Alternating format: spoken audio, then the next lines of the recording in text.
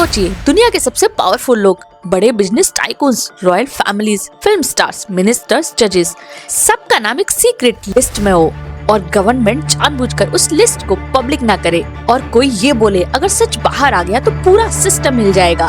आज हम बात कर रहे हैं अमेरिका की, पर ये कहानी कहीं और भी हो सकती है। एक ऐसी फाइल जो अगर पब्लिक हो जाए तो व्हाइट हाउस से लेकर बकिंगम पैलेस तक हिला दे। इसे कहते हैं एप्स्टीन फाइल्स। जब दुनिया धीरे धीरे जेफरी एप्स्टीन को भूल रही थी तो मई 2025 में एक बड़ा धमाका हुआ। एलोन मस्क, जो पहले ट्रम्प के सपोर्टर्स थे और जिसे ट्रम्प ने गवर्नमेंट के एक डिपार्टमेंट का हेड बनाया, वो ओपनली बोल देता है ट्रम्प का नाम सील्ड एप्स्टीन फाइल्स में है। इसीलिए ये फाइल आज तक रिलीज नहीं हुई। बस यहीं से ये स्टोरी अमेरिका की नहीं रहती बल्कि ग्लोबल स्टोरी बन जाती है, क्योंकि ये कहानी सिर्फ एक आदमी की कहानी नहीं, ये कहानी है पावर के गलत यूज की, विक्टिम्स के आवाज दबाने की और सिस्टम के डबल स्टैंडर्ड की। इसीलिए ये डॉक्यूमेंट्री इंडिया के लिए भी उतनी ही इम्पोर्टेंट है। So I am doctor Minali, let's get started. Jeffrey Epstein पैदा हुआ 20 जनवरी 1953 ब्रुकलिन, न्यूयॉर्क में। कोई रिच बैकग्राउंड नहीं, बाप सिटी पार्क में गार्डनर, स्कूल में एवरेज स्टूडेंट था पर मैथ्स और फिजिक्स में वेरी शार्प। कॉलेज की डिग्री पूरे किए बिना ही 1974 में डाल्टन स्कूल में टीचर बन जाता है, क्योंकि स्कूल का हेड क्वालिफिकेशन को सीरियस नहीं लेता था। लेकिन जल्दी ही प्रॉब्लम शुरू हो जाती है, अंडर एज लड़कियों के साथ इनएप्रोप्रिएट बिहेवियर। 1976 में उसको स्कूल से बाहर निकाल दिया जाता है। अब अगर कोई आम होता तो यही रुक जाता, पर एप्स्टीन यही नहीं रुका।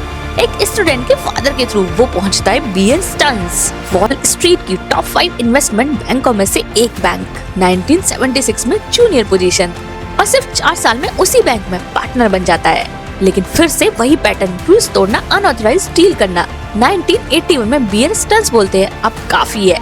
एप्स्टीन को फिर से वहाँ से भी निकाल दिया जाता है। 1981 में एप्स्टीन अपनी कंपनी बनाता है, इंटरकॉन्टिनेंटल एसेट ग्रुप्स। उसके क्लाइंट्स थे सिर्फ अल्ट्रा रिच लोग। वो क्लेम करता है कि वो CIA एजेंट है। उसके पास एक फेक ऑस्ट्रेलियन पासपोर्ट भी मिलता है। सच क्या था आज तक क्लियर नहीं। 1987 में एप्स्टीन मिलता है स्टीफन हॉफनबर्ग, अमेरिका के बड़े बिजनेसमैन से। उनकी कंपनी बाद में एक्सपोज होती है। $450 मिलियन का पॉन्जी स्कैम। हॉफनबर्ग जेल जाता है और बोलता है इस पूरे सिस्टम का मास्टरमाइंड है एप्स्टीन। पर एप्स्टीन वो 1 साल पहले इस कंपनी को छोड़ चुका होता है। Now it's the perfect planning and perfect escape. 1986 में एप्स्टीन मिलता है लेस्ली वैक्सनर से, विक्टोरिया सीक्रेट का ओनर। यहीं से एप्स्टीन रियल पावर में आता है। वैक्सनर उसे पावर ऑफ अटॉर्नी दे देता है, मतलब एप्स्टीन चेक साइन कर सकता था, प्रॉपर्टीज खरीद और बेच सकता था, एम्प्लॉइज हायर फायर कर सकता था। एप्स्टीन एक शैडो बॉस बन जाता है। एक्विजिशंस कहते हैं विक्टोरिया सीक्रेट के मॉडल का मिसयूज हुआ पावर और कंट्रोल के लिए। 1996 के बाद एप्स्टीन अपना बेस शिफ्ट करता है US Virgin Islands tax haven.